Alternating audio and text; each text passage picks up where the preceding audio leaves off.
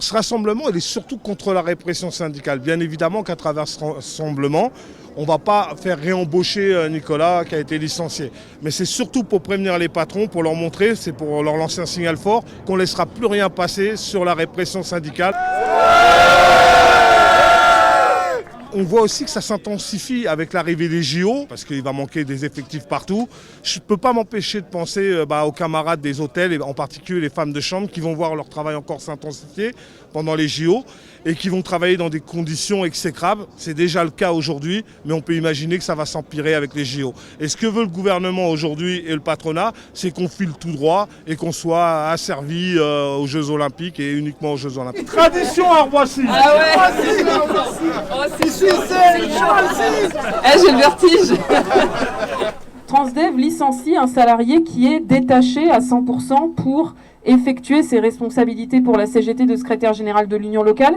Et Transdev licencie un salarié dont elle ne paye même pas le salaire puisque nous remboursons Transdev. Comme par hasard, Transdev fait ce licenciement au moment où Nicolas n'est plus protégé et où il n'a plus de mandat dans l'entreprise, comme par hasard, c'est très étonnant. Et donc, ils ont trouvé deux motifs. Le premier, c'est que Nicolas aurait encore un badge de sécurité qu'il avait quand il était à Transdev.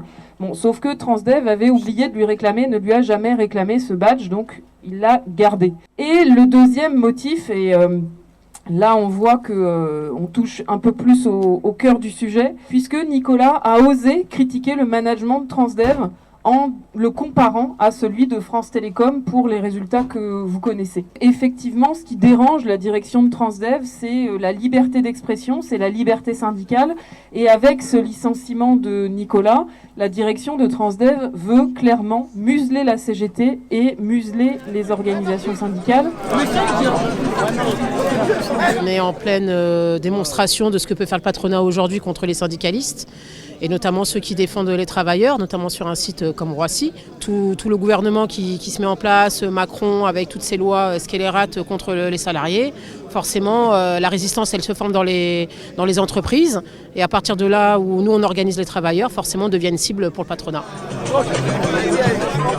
On est là pour lutter contre la répression syndicale et malheureusement notre collègue n'est pas le seul à subir ce genre de choses. Est-ce que c'est parce que nous faisons partie de la CGT? On se pose la question, mais en tous les cas on le soutiendra, on est là, on le soutiendra jusqu'au bout et on lâchera rien du tout.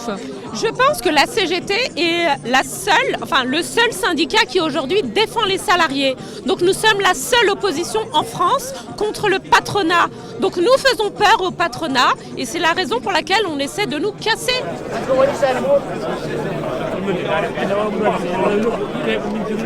Nicolas Pereira, c'est pas Nicolas Pereira, c'est le secrétaire de l'Union locale de Roissy. Il organise, il coordonne toute l'activité militante de Roissy-Charles de Gaulle. C'est en ça qu'il est important. On sera tous derrière lui pour coordonner. À l'approche des JO, ça devient très très important parce que les conditions de travail se dégradent de plus en plus. Ils en sont complètement conscients et eux se mettent d'accord entre eux pour arriver à faire passer la pilule le plus simplement possible.